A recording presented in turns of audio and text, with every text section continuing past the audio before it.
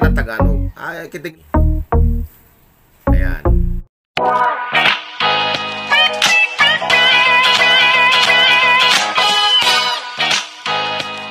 Salamat po tayo Mento and like and share po.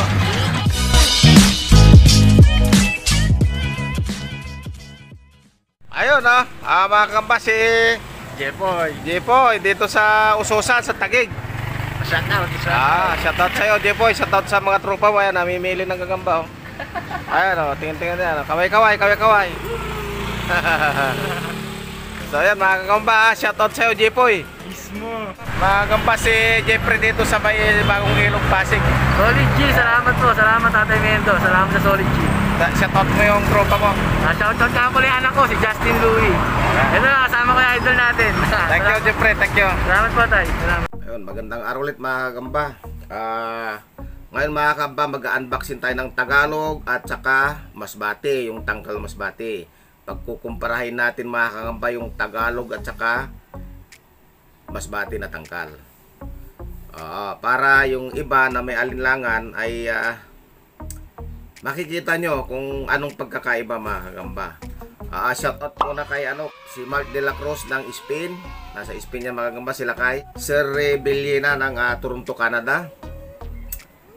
Si John Michael Ramos ng Baguio City. Sir Alan Alcance ng Liba, Batangas. Si Gagam Choy Kasakmal. Suportahan nyo yan mga kagamba. Para manoorin nyo rin yung channel nyan. Subscribe na rin kayo dyan kay Kuis TV. Unboxing tayo ng Masbate. Ito ipapakita ko sa inyo ang tangkal Masbate. Tingnan nyo mga kagamba, makabuka pa yung mga paa nyan. Ayan tingnan, makulay. Ayan. Yan ang tangkal Masbate. Ayan. Ganda, di ba? Ayan. Ang dami pa rin nag-aanap dyan mga kagamba ng banusan daw. Ayaw ko na ng banusan kasi yung banusan nila kamukha na lang ng tangkal. Wala ka na makuhang ulo. Kasi yung iba dyan na ahinte dyan sa probinsya, abay, marunong na, matatalino na mga kagamba. Kinukuha na yung ulo. Tapos ibinibinta online, mas mahal nga naman. Kawawa lang itong mga matagal na nilang pinapakinabangan na kagaya namin. Noong araw pa na wala pang social media, nandyan na sila. Kasama na namin sa negosyo. Tapos tutuwaran na lang kami pag may kausap na sila online. Ayan ang Masbate mga kagamba. Yan yung tangkal Masbate. Ayan. Ayan, buti tangkal Masbate. Ayan siya. Kamukha na siya ng banusan nila. Ito maraming tangkal yan mga kagamba. Ayan. Tangkal Masbate yan.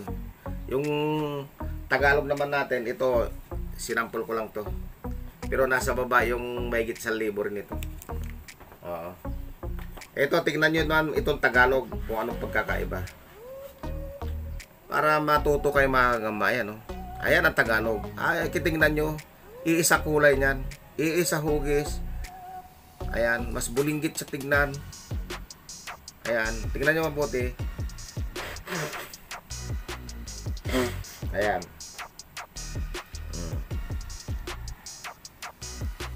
Tingnan nyo. Ayan. Yan ang Tagalog mga kagamba.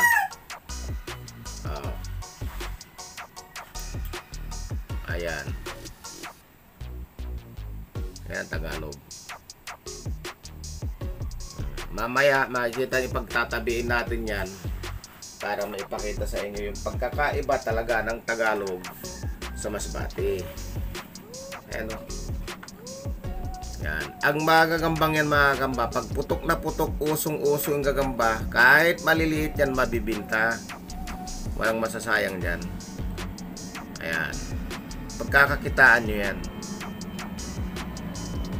Tingnan nyo yan.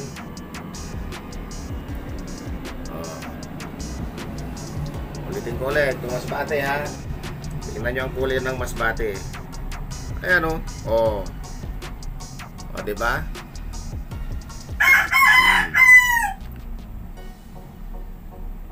Inaluan daw ng Tagalog yung masbate. Siguro pwedeng haluan yan. Yung pinambanto niya na lima, namatay, may Tagalog siya, wala siya maibanto.